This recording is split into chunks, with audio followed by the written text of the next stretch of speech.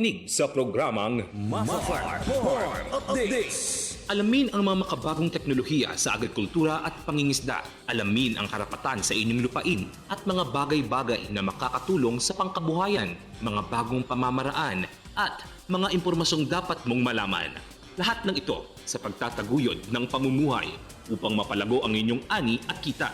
Mafar Updates. Hitik sa kaalaman para sa tagumpay ng inyong kabuhayan. Mafar Updates. Mapapakinggan tuwing araw ng linggo, alas 6 hanggang alas 7 ng umaga, dito sa DXMS Radyo Bida 882. Sabayang napapakinggan sa Voice FM 92.1, Radyo Bandera 105.3 at DXUP FM 105.5.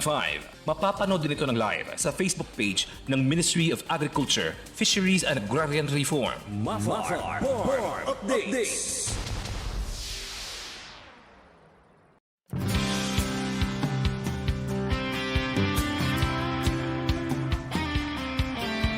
Ito ng bagong pananaw sa produksyon, malakas ang kooperasyon. Katuwang ng mga magsasaka, pamahalaan at pribadong sektor. Dadagdagan ang kaalaman sa kabuhayan. Sa negosyo, pahusayin ang kakayahan. Angkop at bagong teknolohiya, subsidyo, patubig at infrastruktura. Siguradong pagkain sa buong bansa. Masaganang ani, mataas na kita.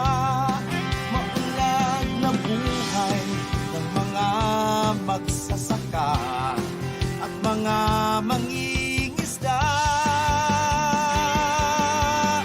Siguradong pagkain sa buong bansa. Masaganang ani, mataas na kita. Maulan na buhay ng mga magsasaka at mga mangingisda. Siguradong pagkain sa buong bansa. Masaganang ani, mataas na kita. Maunlad na buhay ng mga magsasaka at mga mangingisda. Siguradong pagkain sa buong bansa. Siguradong pagkain sa buong bansa. Siguradong pagkain sa buong bansa. Siguradong pagkain sa buong bansa.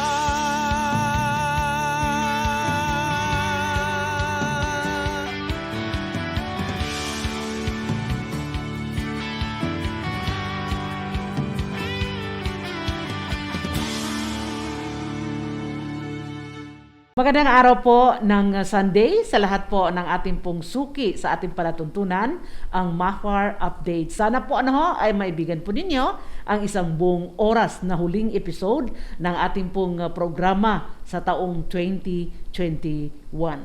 At alam nyo mga kaibigan, patuloy pa rin ang partnership po natin at pinasasalamatan po natin yung lahat ng ating mga partner stations na kung saan ay tumutulong po sa atin para maparating po sa ating mga kanayunan, sa inyo pong lahat ng magsasakang pamilya, ang mga teknolohiya, mga impormasyon na dapat may parating po namin sa inyo sa tamang panahon. At ito po mga kaibigan, thank you very much siyempre sa ating Radyo Bida, ang ng DXMS, ang Voice FM, ang Bandera, ang radyo natin at syempre pa dyan po sa special geographical area na cover po ay nasa Kabakan ay ang Dear FM station. At ang hindi din natin makakalimutan ay ang DXUP. May katagalan na po ang ating partnership po dito. Maraming salamat po sa inyo at ang ating Maguindanao Sky Cable Channel 4 and 33. Maraming salamat po sa inyo at siyempre sa lahat po ng ating mga suki dito man sa ating rehiyon, sa labas ng ating rehiyon at sa labas ng ating bansa. Maraming salamat po. Magbabalik po kami para po sa ating balitaan ng ating special episode pagkalipas po lamang nito.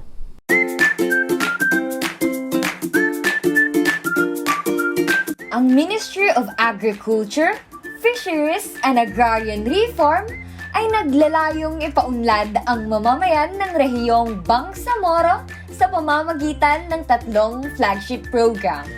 Ang binhi, isda, lupa. Ang binhi o Basic Integration for Harmonized Intervention ay isang programa na nakapokus sa pagbabawas ng kahirapan para sa mamamayan ng BARMM. Ito ay binubuo na estratehiya na maihatid ang intervention upang matiyak ang positibong epekto sa buhay ng mga magsasaka ng rehiyon. ISDA o Integrated Sustainable Development for Aquaculture Capture. Ang layunin ng programa ay upang makabigay ng pangkabuhayan para sa mangingisda, mapaasosasyon, kooperatiba o individual. Sa lupa naman tayo dadako, o land distribution and development for the upliftment of poor ARBs. Ito ay patungkol sa pamamahagi ng lupa sa mga kwalipikadong benepisyaryo sa ilalim ng Comprehensive Agrarian Reform Program o CARP. Kasabay nito, ang paghahandog sa mga ARB organizations ng iba't ibang support services gaya ng trainings, mga farm inputs, farm machineries at free legal assistance para proteksyonan ng kanilang karapatan sa oras na manganib. Para sa karagdagang impormasyon, makipag-ugnayan sa pinakamalapit na tanggapan ng MAFAR sa inyong lugar.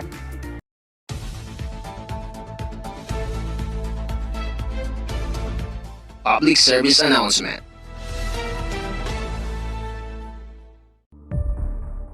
Paalala na hindi kailanman maniningil ng anumang fees o charges ang TAACPC staff para sa pagpoproseso ng loan applications. Tanging ang aming partner lending conduits ang maaaring maningil ng service charge na naayon sa aprobadong guidelines ng programa. Mag-ingat at siguruhing official LGU, DA at ACPC staff ang inyong kausap. Hinihikayat namin na i-report agad sakaling mayroong lumapit sa inyo upang maningil ng kahit anong fees o charges. Iwasan ng gancho. Iwas scam. Isang paalala mula sa Department of Agriculture, Agricultural Credit Policy Council. Para po naman sa ulo ng ating mga balita, pakaabangan po natin ito po ang mga kaganapan. Unang-una, ang MAFAR officials nagsagawa o sinagawa ang 2021 Performance Review at Policy Direction Strategic Planning Workshop for 2022. Ito po mga kaibigan pagulat ni Miss Naima Mamisel. Upang i-assess ang kabuuang performance ng fiscal year 2021, isinagawa ng Ministry of Agriculture, Fisheries and Agrarian Reform ang Performance Review at Policy Direction o Year-End Assessment Strategic Planning noong 11 hanggat 13 ng Disyembre taong kasalukuyan na ginanap sa Alnor Convention Center, Cotabato City. Ang aktibidad ay dinaluhan ng mga pangunahing officials ng MAFAR mula regional at provincial offices sa pangunguna ni Minister Muhammad S. Yaqub PhD. Ayon kay Minister Yaqub, layunin ng nasabing aktibidad na muling bisitahin o i-review ang fiscal and financial accomplishments sa taong 2021 at pag-usapan ang mga hakbang para sa taong 2022.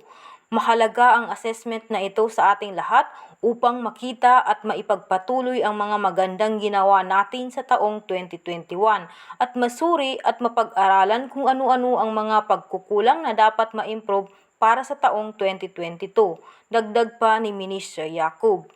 Sa naturang assessment, inipresenta ang Fiscal Accomplishment at Financial Accomplishment Fiscal Year 2021 nila Chief of Planning Amador O. Tandalong at Budget Officer 3 Almira E. Danda.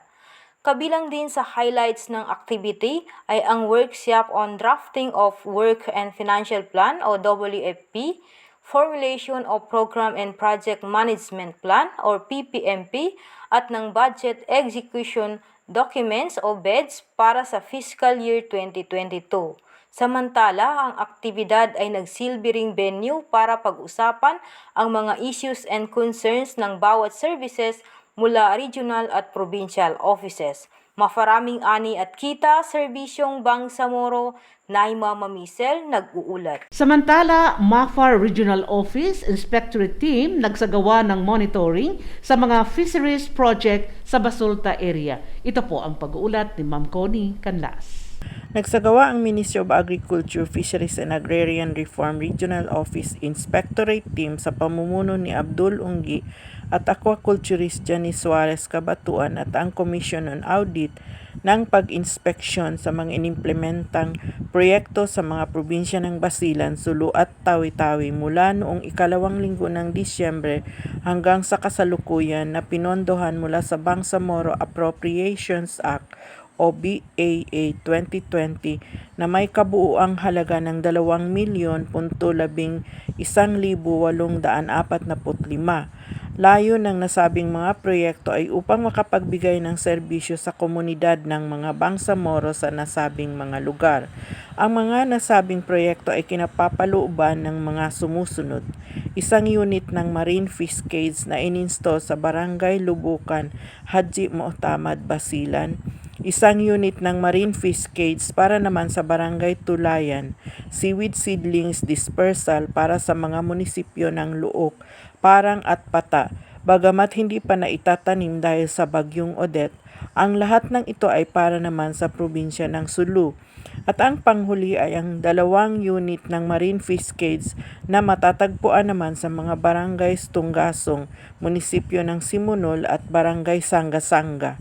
120 units ng Squid Jigger, 100 units ng Seaweed Farm Implements at 45 units ng Marine Gill Nets para naman sa probinsya ng Tawi-Tawi. Mafaraming ani at kita, Serbisyong Bangsamoro, Connie Canlas, nag-uulat. Mahigit 30 milyong halaga ng makinaryang pangsaka ang ipinamahagi ng MAFAR at PELMEC sa mga organisadong mga magsasaka sa probinsya ng Maguindanao. Ang pag-uulat po ni Miss Nisrin Talib Musa. Inaasahang tataas ang produksyon ng mga magsasaka matapos na sila ay makatanggap ng 71 units ng farm machinery mula sa Ministry of Agriculture, Fisheries and Agrarian Reform o MAFAR. Tumanggap ang nasa 28 farmers cooperatives at associations o FCAs o nasa 4,803 miyembro mula sa probinsya ng Maguindanao. Nasa kabuuang 34,665,000 ang halaga ng naturang makinarya mula sa Department of Agriculture, Philippine Center for Post-Harvest Development and Mechanization o DAPLMEC. Pinangunahan ni Minister Muhammad S. Yacub PhD ng MAFAR ang inisyal na turnover ng 14 units ng farm machinery sa mga co-op chairmen sa ceremonial turnover noong 15 ng Disyembre sa MAFAR Covered Court, BGC, Cotabato City. Nagpasalamat si Minister Yacub kay Senator Cynthia Villar at DA Secretary William Dar sa kanilang suporta sa mga magsasaka sa rehiyon. Ininganyo din ito ang mga magsasaka na makipagtulungan sa pamamagitan ng pagpapanatili ng kasapatan ng pagkain sa bansa. Sinabi din nito na ang Maguindanao Province ay isa sa top 10 provinces na kinikilala ng PhilRice bilang outstanding provinces sa pagpapatupad ng Rice Competitiveness Enhancement Fund o ng RCEF. Ang mga makinaryang ipinamahagi ay kinabibilangan ng 3 units ng combine harvester na nagkakahalaga ng 1,893,000 bawat isa. 5 units ng 4-wheel tractor na may halaga na 1.3 milyon bawat isa, 6 units ng rice transplanter na may halagang 376,000 bawat isa. Nakatagdaring tanggapin ng mga benepisyaryo at ipamahagi sa kanila ang mga sumusunod na makinarya kabilang ang 1 unit precision seeder na may halaga na 1.678 million at 1 unit ng recirculating dryer na nagkakahalaga ng 2.1 million. Mayroon ding 7 units ng 4-wheel tractor na nagkakahalaga ng 1.3 million bawat isa, 18 units ng hand tractor na may halagang 164 bawat unit, 10 units ng floating tiller na may halagang 126,000 bawat unit, 10 units ng reaper at axial float thresher na may halaga na 157,000 bawat unit. Samantala, nandoon din sa naturang aktibidad sina Dr. Daud K. Lagasi, Director General for Agriculture Services, Engineer Ismail Giamel, Director 2 for Agriculture Services, Dr. Ronjamin Maulana, Provincial Director ng Maguindanao Province, PhilMec Mindanao Cluster sa pangunguna ni Ray Adarna, Provincial Agriculturist Norodin Bakar na kumatawan kay Governor by Mariam Sangki Mangudadato at Engineer Comini Uyod, Division Manager ng NIA Maguindanao. Ang impormasyong ito ay hango mula kay Nasrullah Dilanggalen. Mafaraming ani at kita, Serbisyong Bangsamoro, Nesrin Talib, nag-uulat. MAFAR at PhilMec na mahagi ng mahigit ting 30 milyong halaga ng farm machineries sa probinsya ng Lanao del Sur. Ang pag-uulat po ni Eribani Dato sa Kaluran. Namahagi ng mahigit 30 milyong halaga ng makinaryang pangsaka ang Ministry of Agriculture, Fisheries and Agrarian Reform noong December 16, 2021. May mahigit 29 na farmer cooperatives and association sa lalawigan ng Lanao del Sur ang ginawaran ng iba't ibang rice machinery sa ilalim ng Rice Competitiveness Enhancement Fund Mechanization Program. Ang turnover ay ginanap sa munisipalidad ng Tamparan, Lanao del Sur. Sinabi ni Deputy Minister Amal D. Sulaiman na may kabuuang 162 units ng rice machinery ang naipamahagi at inaasang makikinabangan ng humigit kumulang 2,063 na magsasaka. Sa unang bahagi ng linggo, namahagi din ng MAFAR BARM ng mahigit 3.6 milyong halaga ng makinarya sa mga magsasaka ng Maguindanao. Sa pamamagitan ng voice record, sinabi ni DA Secretary William Dar na binibigyang prioridad din ang DA ang mga probinsya at munisipalidad na itunuturing na rice producing sa tala ng Philippine Rice Industry Roadmap at inaasang alagad din nila ang FCA na kulang sa makinarya sa sakahan. Ang layunin ng RSF Mechanization Program ay mabawasan ang halaga ng mga produksyon ng bigas sa pamamagitan ng paggamit ng tumpak, epektibo at kumpletong hanay ng makinarya upang mabawasan ang pagkalugi sa pagkatatapos ng ani, sinabi ni Dar. Sinabi naman ng Lanao del Sur Provincial Director Khalid Ansano na kumpiyansa ang ahensya na makakamit nito ang panibagong record sa produksyon ng palay sa pamamagitan nitong distribusyon. Maraming ani at kita, Serbisyong Bangsamoro, Eribani Dato sa Kaludan, nag-uulat. Magbabalik po tayo para po sa ating mga provincial news pagkalipas po lamang nito. MAFAR Trivia. Alam niyo ba? Ang good agricultural practices ay isang pamantayan ng pagtatanim na nagre-resulta sa ligtas na produktong agrikultura. Sa Good Agricultural Practices o GAP, nakatitiyak na ligtas ang mga pagkain kinukonsumo ng mga mamimili. Nababawasan nito ang panganib na dulot ng mikrobyo at iba pang kontaminasyon. Sinisigurado rin ito ang kalusugan, kaligtasan at kapakanan ng mga magsasaka at ang tamang pangangalaga ng ating kapaligiran. Ang mga produktong sertipikado ng GAP ay mas ligtas, dekalidad at mas bentahe sa lokal at pandaigdigang merkado. Lagi lamang tandaan, kapag masagana ang ani, malaki ang kita. Mga magsasaka ng ginulungan, pinaiigting po ang pamamahagi o pagbabahagi sa kanila ng mga makabagong teknolohiya o kaalaman. Ang pag-uulat po ni Ms. Nuraima Sindato. Ang Ministry of Agriculture, Fisheries and Agrarian Reform Maguindanao sa pangunguna ng agriculture sector ay nagsagawa ng pagsasanay ukol sa livestock, coffee, cacao and rice production, particular sa bayan ng Gindulungan ngayon ika-6 ng Disyembre taong kasalukuyan.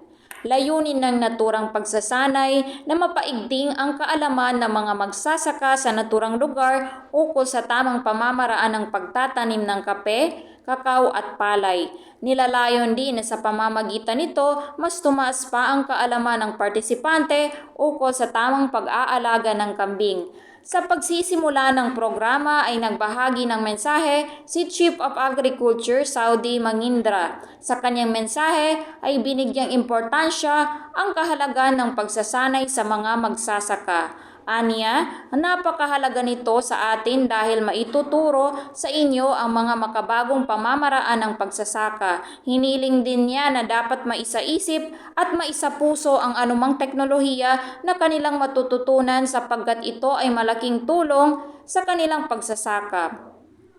Pinangunahan ni Chief of Livestock sa Banbelongan ang pagbabahagi ng kaalaman patungkol sa goat production management. Kabilang dito ay ang pangangalaga sa naturang kambing, pagpaparami, pangangalaga sa anak ng kambing, record keeping, production record, breeding record at health record.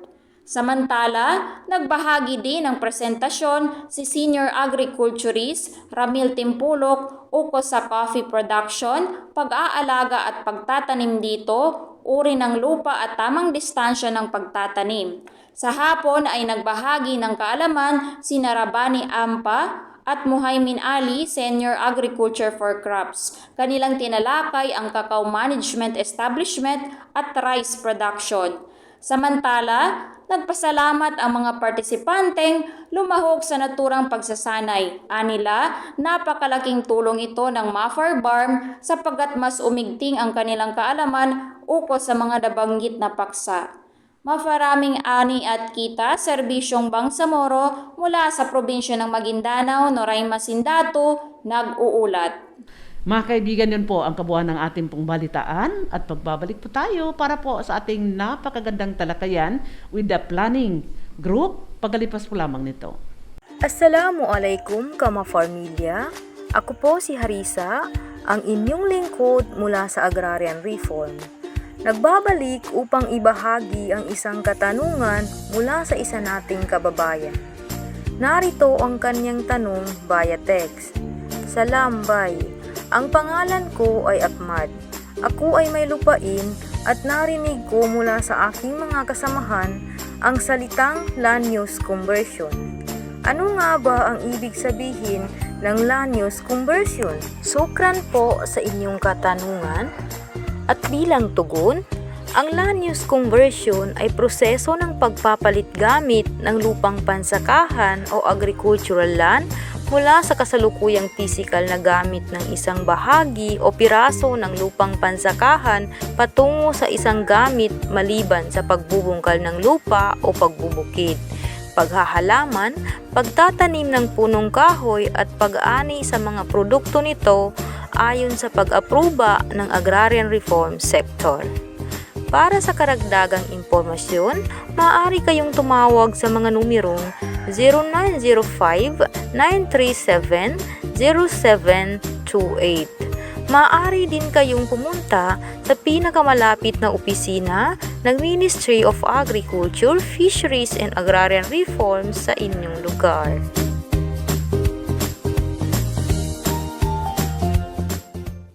Mga kaibigan, nasa talakayan portion na po tayo ng ating pagtatanghal at pag-uusapan po natin ngayon kung ano na ba ang nagawa ng MAFAR for 2021. At kapiling ho natin ngayon mga kaibigan ng isa sa section chief ng Plan Implementation, Monitoring and Evaluation ng PPMed o Planning and Policy Monitoring and Evaluation Division ng MAFAR. Walang iba kundi si Mr. Muhalidin Muhammad. So, ito muna ang kanyang mainit na pagbati bago po ang ating pakikipagtalastasan. Assalamualaikum and welcome to our program. Assalamualaikum warahmatullahi ta'ala wabarakatuh. Magandang araw po sa ating lahat. Salamat po ma'am sa pag-imbita. And I hope I can answer all the questions to be given. And I hope that the viewers also can be what it's called enlightened with our plan implementation of the programs and projects of the Ministry of Agriculture, Fisheries, and Agrarian Reform for the fiscal year 2021. Yes, mga kaibigan, alam mo ninyo, ng ating pong guest ay congratulate po natin for successfully na natapos po niya ang kanyang master ba ito? Ng, post-baccalaureate degree po ma'am. Post-baccalaureate degree on regional or rural planning ba ito ng UP University of the Philippines, no?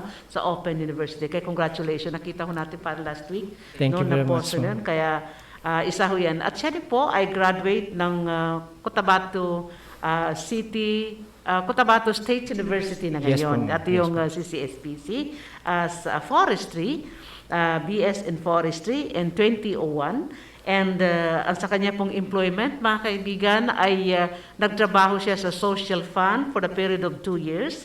And naglabas siya ng bansa sa loob ng 15 taon. Imagine ha, marami siyang natutunan ho doon. And presently, siya po ay bata pa, 41 years of age. Okay, mahalaga po ang ating background tracking, no? Habang inisasalaysay sa ating kung ano ba, kumusta na po ang MAFAR achievement, mga nagawa ho nito sa taong kasalukuyan. Thank you very much, ma'am, for the question. No? Actually, MAFAR is having challenges along the way during the implementation of programs and projects. No? But by perseverance and of course we are one MAFAR, no? We work together to enhance our capability in the implementation of all the programs that we have. And as of date, actually, we reached 83% of the total allocations of MAFAR, no? Fund utilization. Yes po. Including physical.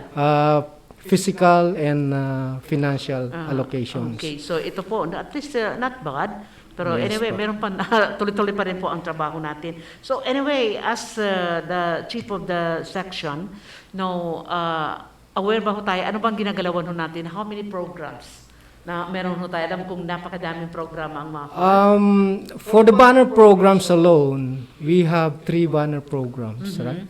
The Binhi, the Isda, and the Lupa. Okay. Binhi is for the agriculture, and the Isda is for the fisheries, and Lupa is for the agrarian reform. So yan po yung major projects o Yes programs po. ho natin. Yes po, ma'am. So what about the other program?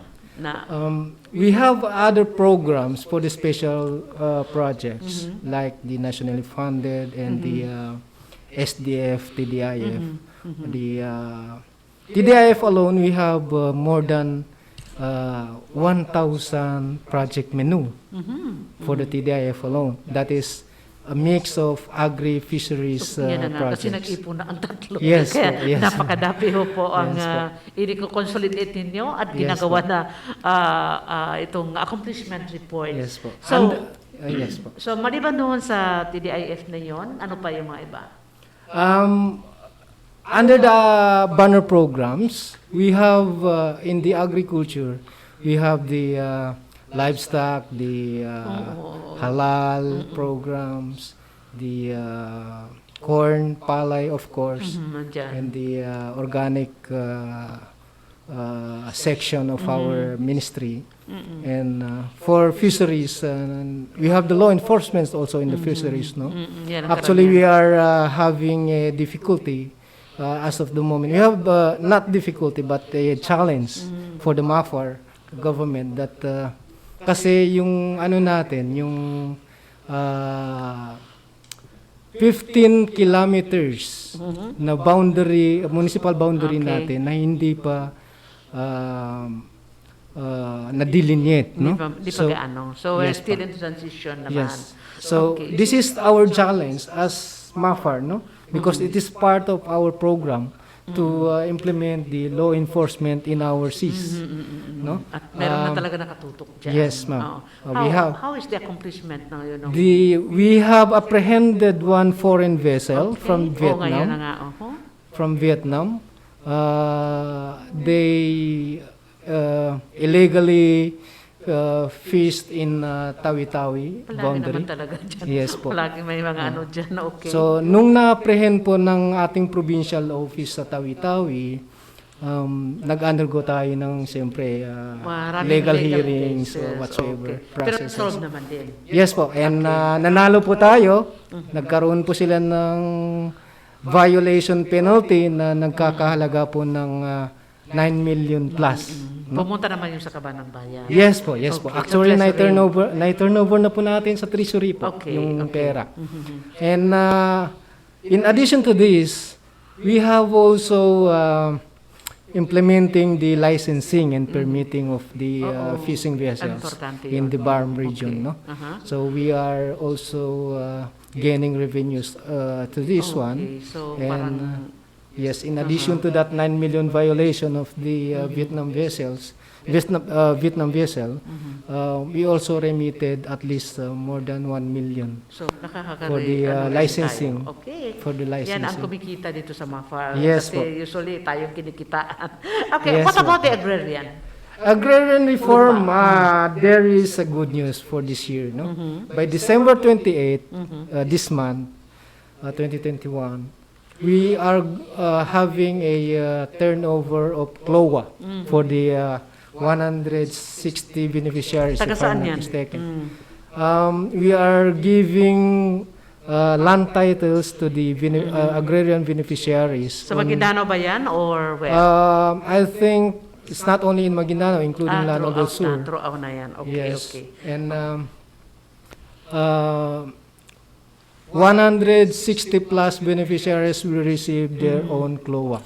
So magkakaroon na po Okay. sila ng sarili nilang titulo. Oh, okay. Sana walang sagabal ha, yung totohanan na. Yes po, Okay. yes po. Actually, kakatapos lang po ng survey ng mga areas na ito, ma'am. Okay.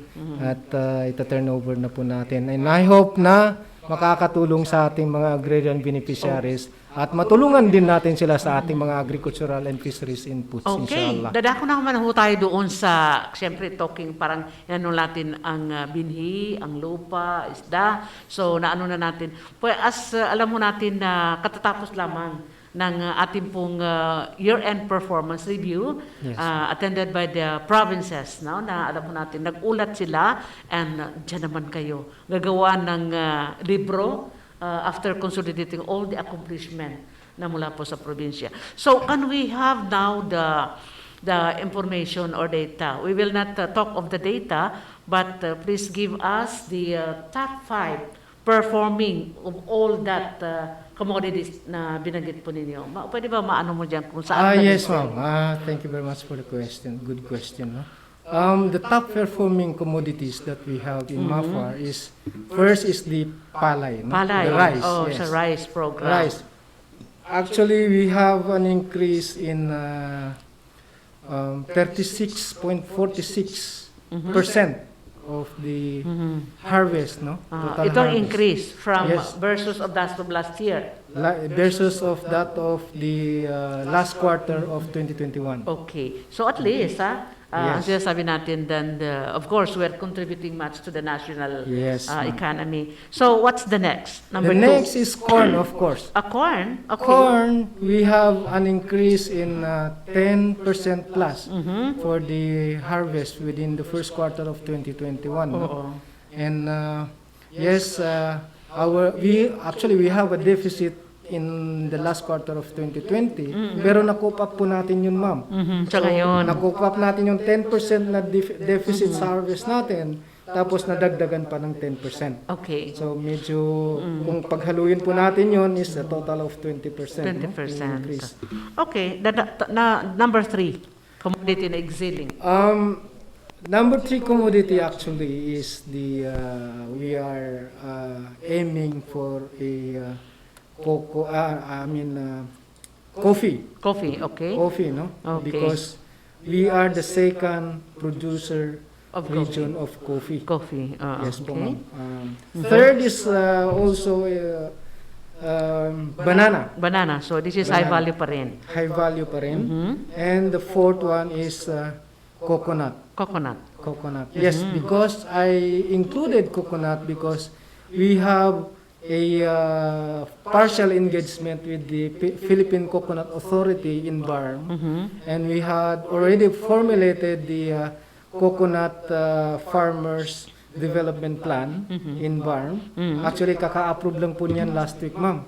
Ang chairman po ng ating PWG is MAFAR, of course. Okay.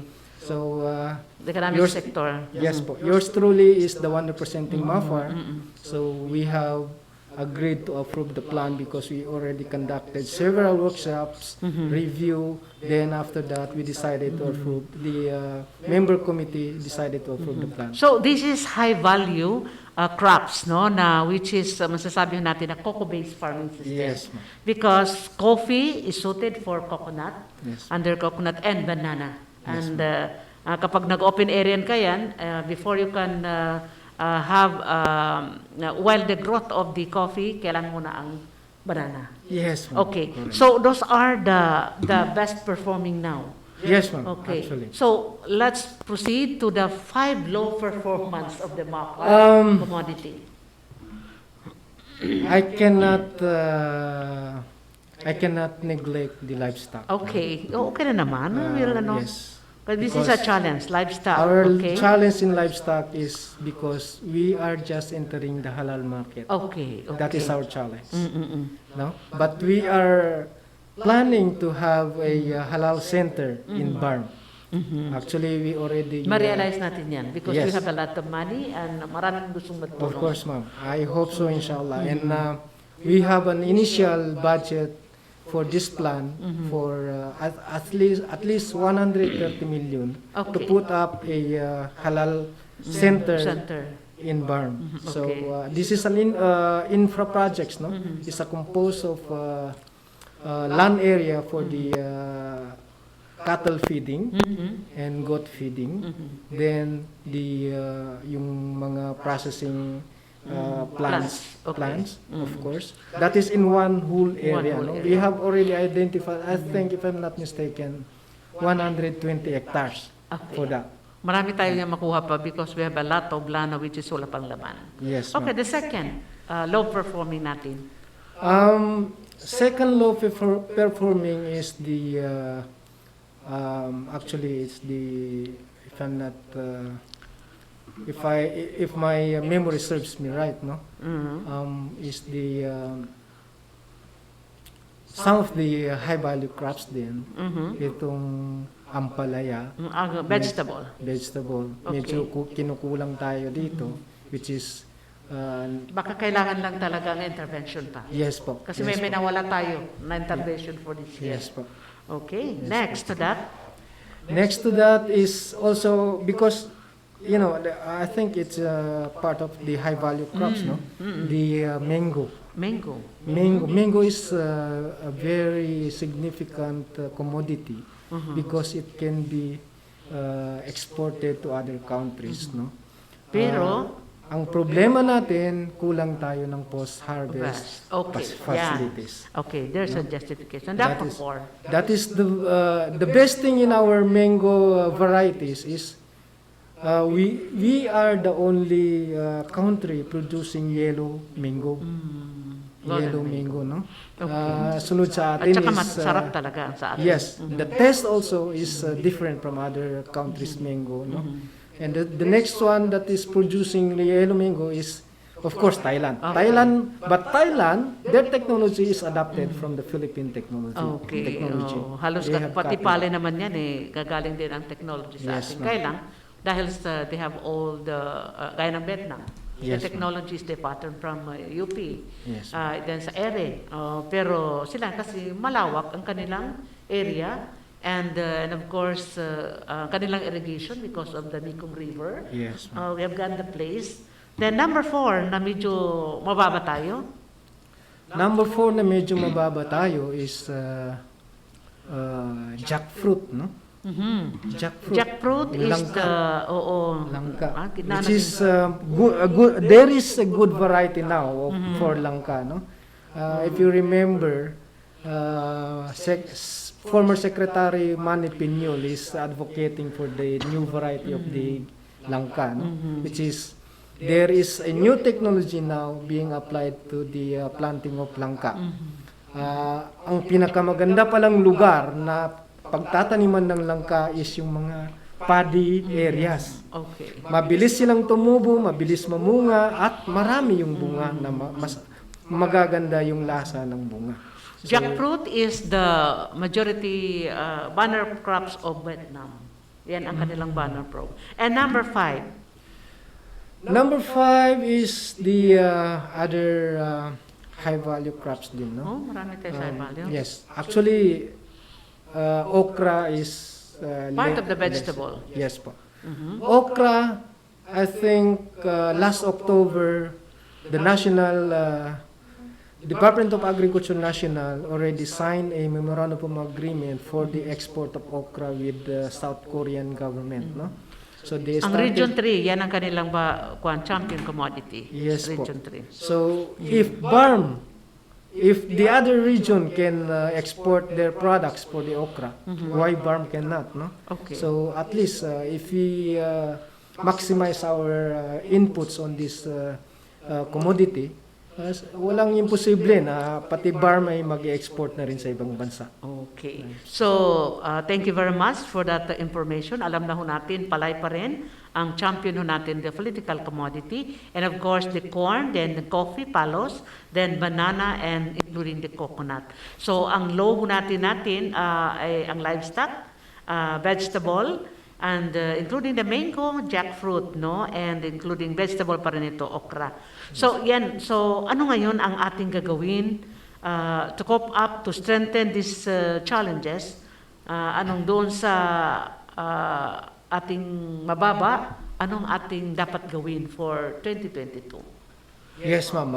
Actually, first is we need to capacitate Okay. our farmers, of course. Training pa rin. Yes, with the new technology that we have. No? Okay. Then, second is we need to propose more inputs for this identified low production commodities. No? Intervention na. Yes, intervention. Yes po. Then, Third is, of course, kung bibigyan mo sila ng mga binhi, bigyan mo rin sila ng mga gamit. Sa pagtatanim. Equipment. Equipment, of course, yes. Then, the post-harvest facilities, Importante of yun, course. para wala masira. Napaka-importante Okay. para hindi po masira at yung mga surplus na harvest natin ay magkakaroon pa ng value added in the future, inshallah. Okay. So, with this na gusto mo mangyari, magkano po ang budget ho natin para dito sa mga programa natin for 2022? I don't have the exact amount, Uh-huh. no, ma'am. But actually, just 3 days ago, kaka-approve lang ng Budget natin. BTA Committee on Budget, no, ng ating budget proposal for 2022. So actually, we have allotted amount, we have allotted funds for this commodities also, including A total of how much is approved? the approved budget is having a total of 1.5 billion pesos. So, hindi nag-increase kasi 2021 natin is something like that din. Nag-increase ba o hindi? Hindi po siya nag-increase. Yes, ma'am. Because the main reason is that they evaluated our performance, no? But yes, our performance is quite good, no? 83% is not bad Not sa bad, atin, no? For the transition period is not bad na. And yun yung basihan nila is because we have the performance evaluation, and the other one is the extended 2020 budget, no? So, ibig sabihin yung utilization of funds, hindi natin naubos. Hindi natin Oo, naubos. mabuti na lang at ipatas. Kung sa national yan siya, ang budget po natin kapag hindi ibabawas doon sa atin. So walang patas lang ito. Walang increase, pero wala din bawas. So that's right. So napakaganda. So ano pa ang gusto mong gawin na magandang pananaw para sa Bangsamoro region as para sa agriculture, fisheries, and agrarian reform programs and activities is concerned as a planner? Yes po, ma'am. Thank you very much for the question. No? Currently, we are drafting the agri-fisheries code of the BARM, no? Headed by our Minister, Dr. Muhammad Yaqub, no? I was part of the technical working group for this drafting. Then we already conducted 2 workshops. And we have the what is that? First draft already. Pinaplansa na lang po natin. Then I do hope that we can meet again in Davao City, the technical working group to finalize the draft. Then, ang susunod po doon is magkakaroon po tayo ng consultation sa baba, sa ating mga local governments. Yes po. So, mag-iikot tayo doon.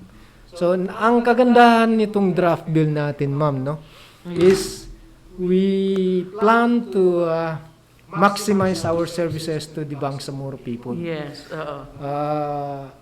We also included the creation of offices in line with the national government. Okay, so ibig sabihin para magkaroon ng synchronization. Yes po. No, Yes po. okay, so kasi very sa nice. totoo lang, ma'am, napakarami pa pong offices Marami na pa tayong hindi dapat. pa Yes. hindi pa wala pa tayo Na-devolve. sa BARM. Wala Hindi pa siya na-devolve. na-devolve. Okay. Yes, especially the irrigation, no? Nadania, Okay. So, So as far as the manpower is concerned, manpower natin sa MAPAR is concerned, very important ho yan sa pag-implement natin ng ating mission and vision. So how do we find is our recruitment now? yes, our recruitment is faster than any ministries in the BARM. Okay. Yes. The 1,100 plus plantilla positions, we have already hired more than 600 permanent employees. Halos nasa 60%. Halos nasa 60% na po. Okay. And we already just posted more than 60 plantilla items in the job portal. And inaanyayahan po natin yung ating mga professionals dyan na gustong mag-join sa ating mandato, no? Gusto magtrabaho para sa Bangsamoro. Open po ang ating mga positions doon sa job portal. Provided they are qualified. Yes, ma'am, As of listed, course. as Yes. posted in the portal. Correct, ma'am. Okay, so napakaganda po ng ating pong talakayan at marami pa siyang ma-share suhatin. So siguro bago ang lahat, bago tayo maghiwa-hiwalay, Mr. Muhammad, pwede ba na magbigay ka ng mensahe para sa ating extension workers, sa ating clientele, the farmers and fisher folks, and including our stakeholders para po sa bago po magtapos ang taong ito, ang mensahe po ninyo para sa ating vision and mission for 2022. Yes, sa ating mga katrabaho sa baba, no? Sa ating mga MMOs, yung mga MAFAR municipal officers, ARPTs, and the agriculturists and fisheries technicians in the municipal level, no? Pag-igtingin po natin ang ating mga trabaho, yung mga capacity building natin sa ating mga stakeholders, sa ating mga beneficiaries, i-implement natin na maayos para makapacitate po sila sa kanilang mga gagawin, no? Marami po tayong mga programa. Actually, yung machineries lang po, no? Yung support natin sa ating mga fisher folks and farmers. Last week, kaka-turnover lang po natin ng ating mga tractors at mga harvesters, no? Okay. Under RCEP, Nationally Funded Program, no? PhilMec, yes. So, napakaganda tingnan na masasaya po yung ating mga cooperative na nag-receive, no? At least makakatulong po sa kanilang pagtatanim. At the same time, of course, alagaan natin ito. Kasi hindi lang ito basta-basta binibigay ng gobyerno sa ating mga beneficiaries, no? Kailangan po alagaan para masustain natin at magkaroon tayo ng magandang kinabukasan sa ating mga pamilya at magkaroon tayo ng tinatawag nating food security. Okay, mga kaibigan, napakaganda po ng ating talakayan as usual, no? At sana po ay nagkaroon kayo ng idea, no? Kung meron po kayong mga suggestion, no, especially nasa planning and policy po ang ating bumisita, ay pwede ho kayo makipag-ugnayan po sa kanilang tanggapan, no, na kung saan nasa mga coordinator sila para sa mga karagdagang impormasyon.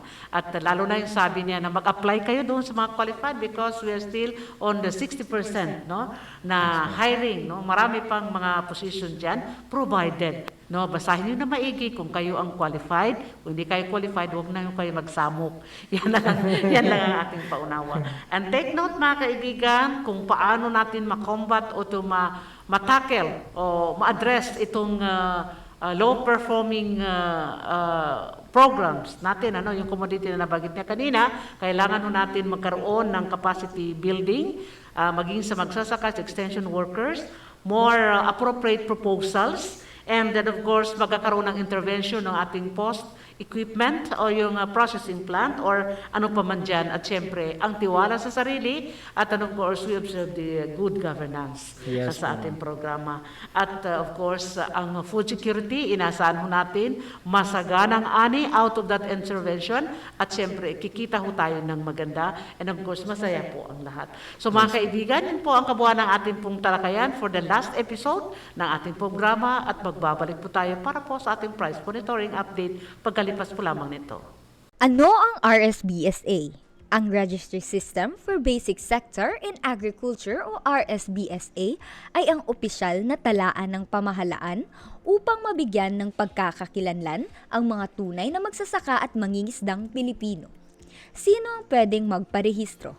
Lahat ng magsasaka at mangingisdang Pilipino na may edad 18 pataas ay maaaring magparehistro.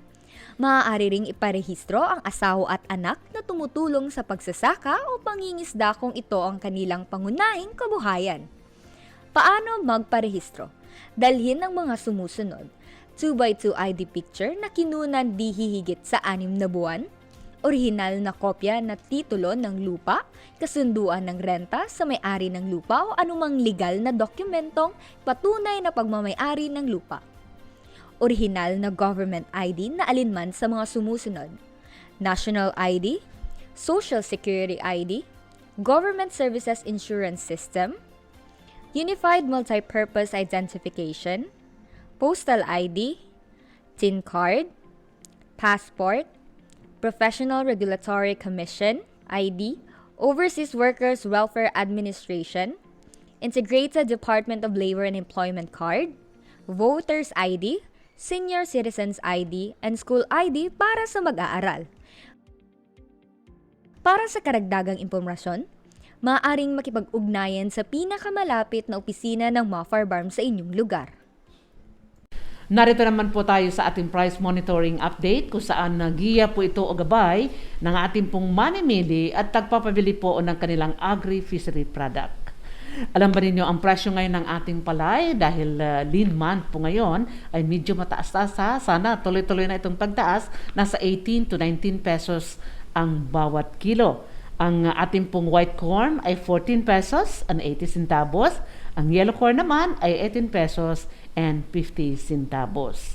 Sa presyo naman ng ating pong kopra ho, mga kaibigan, unahin ho natin ang probinsya ng Basilan ho ay nasa 25, walang ipinagbago ang per kilo.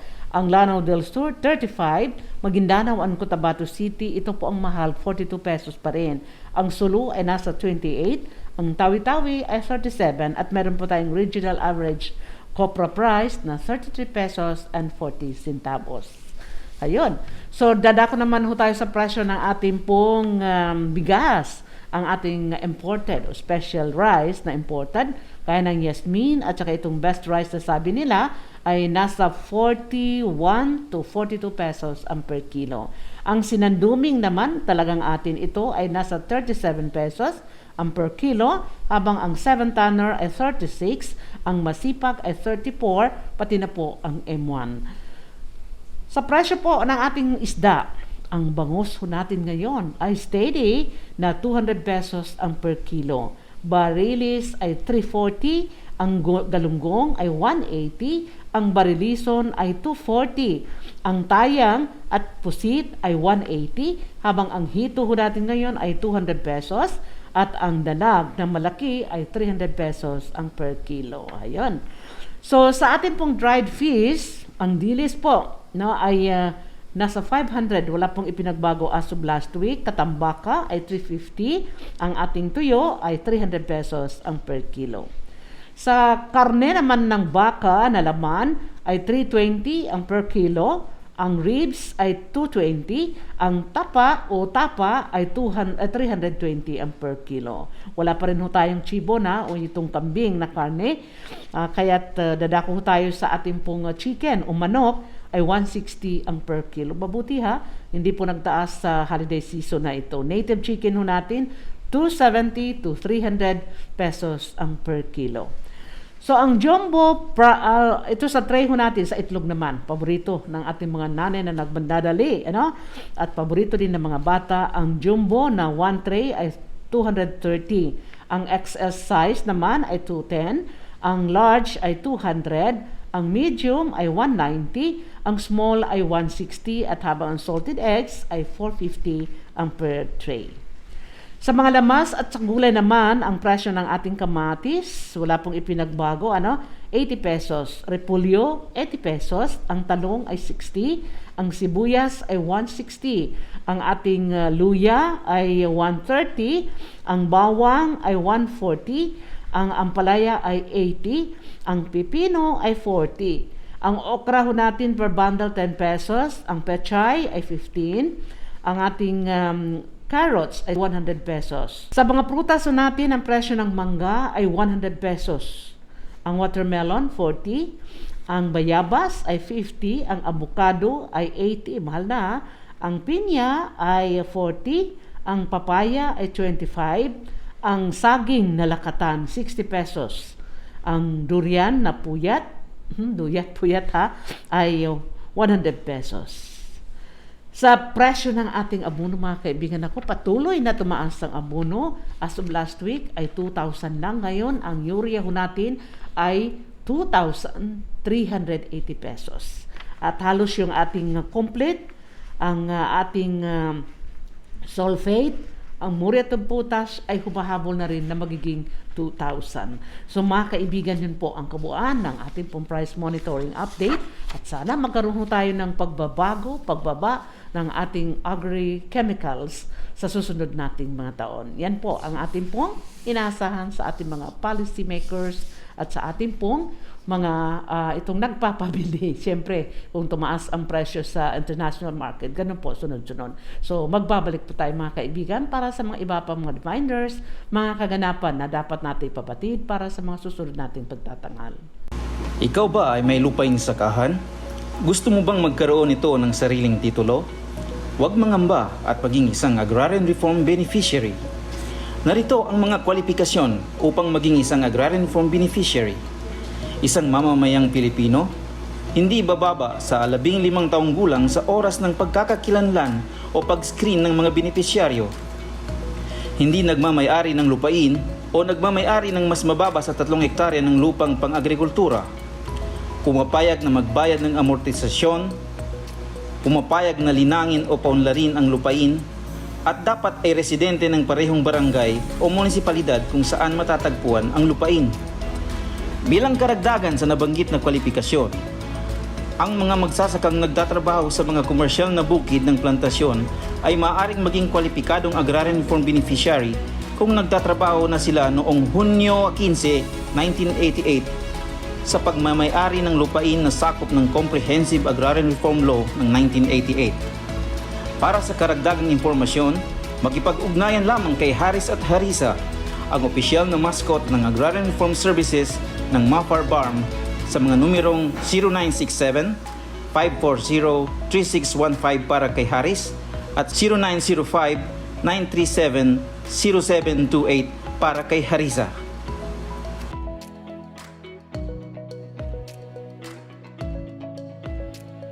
Yes, mga kaibigan, patapos na po ang taon.